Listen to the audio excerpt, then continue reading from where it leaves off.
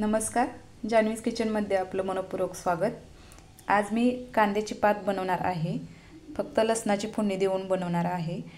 तर या ठिकाणी मी कांद्याची पात निवडून बारीक स्वच्छ धुवून बारीक चिरून घेतलेली आहे। आता फोडणी देऊन घेणार आहे। 1 चमचा तेल घेतला आहे फोडणीसाठी।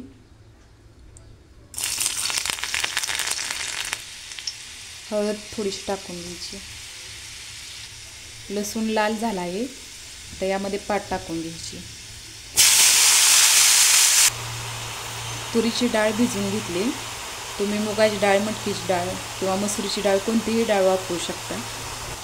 चवीपुरतं मीठ टाकून घ्यायचं। लाल मिर्च पावडर, दाण्याचा कूट घेतला आहे 1 चमचा। 5 मिनिटं वाफवून घ्यायचे आहे। कांद्याची पात तयार आहे। तर रेसिपी कशी वाटली कमेंट बॉक्समध्ये सांगा। व्हिडिओला लाईक, शेअर, कमेंट आणि सबस्क्राईब करा। थँक्यू।